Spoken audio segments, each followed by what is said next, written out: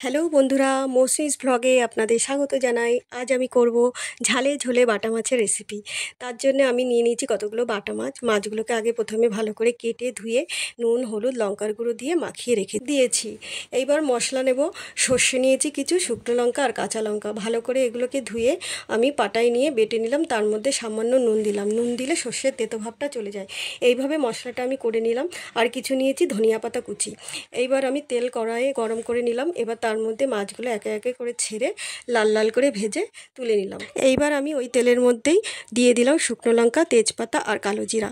তারপরে ওর মধ্যে মশলাটা দিয়ে ভালো করে নাড়াচাড়া করে স্বাদ মতো নুন আর সামান্য হলুদ দিয়ে নাড়াচাড়া করে যেই কষে গেল মশলাটা, ওর মধ্যে দিয়ে দিলাম অল্প পরিমাণ জল দিয়ে এইবার ঢাকা দিয়ে দিলাম। এবার কিছুক্ষণ পর জলটা যেই ফুটে গেল, ঢাকনিটা আলগা করে ওর মধ্যে এক এক করে মাছগুলো ছেড়ে দিলাম। আবার ঢাকনা দিয়ে বন্ধ করে দিলাম।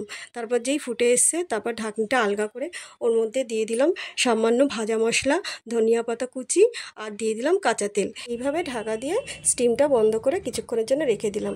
এইভাবে আজকে আমার ঝালে ঝোলে বাটা মাছের রান্নাটা শেষ করলাম।